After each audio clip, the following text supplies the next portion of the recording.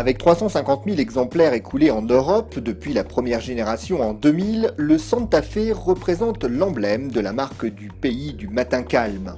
Comme arrivée à maturité, cette troisième génération poursuit sa montée en gamme jusqu'à chasser sur les terres des Audi Q5 et autres BMW X5.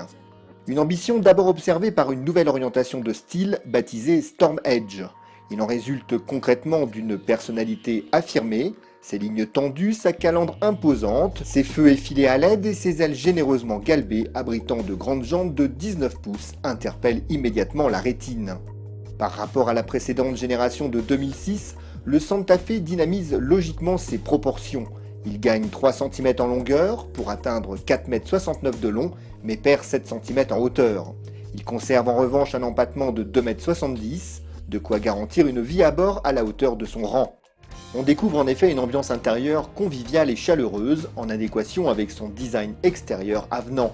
Qualité de fabrication et ajustement sont en net progrès et l'apparition de matériaux moussés dans la partie haute du tableau de bord sont les bienvenus. Sans atteindre les standards germaniques, saluons le sérieux de l'ensemble. Les sièges bien dessinés aux multiples réglages permettent d'ajuster sa position au millimètre.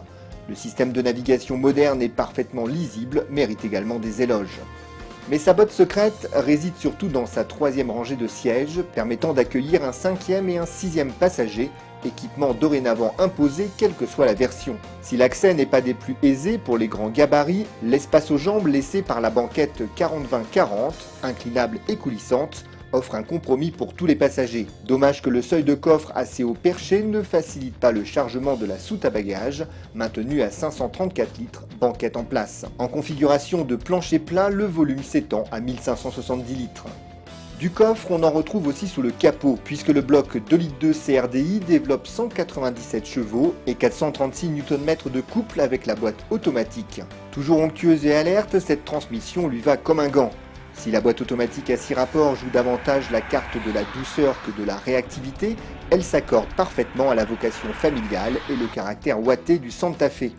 Son centre de gravité abaissé, son léger gain de poids, ainsi que ses nouveaux réglages de suspension affinent son comportement routier toujours typé confort.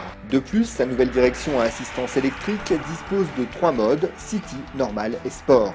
Ce dernier, plus consistant, offre le meilleur feeling sur la route. Le transfert de couple vers les roues arrière en cas de perte de motricité s'est montré très réactif, le Santa Fe évoluant en traction la plupart du temps.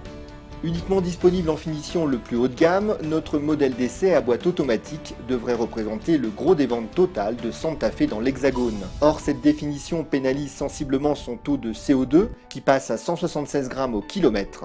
Si la consommation relevée durant notre essai se veut rassurante, avec moins de 9 litres au 100, une transmission plus moderne inverserait la tendance. Côté dotation, une limousine ne fait pas mieux, avec le régulateur auto-adaptatif, l'alerte d'angle mort et de franchissement de ligne, l'éclairage adaptatif, l'aide au parking intelligent, le toit ouvrant panoramique, les sièges chauffants arrière, autant d'équipements modernes livrés de série et justifiant la coquette addition de 46 800 €.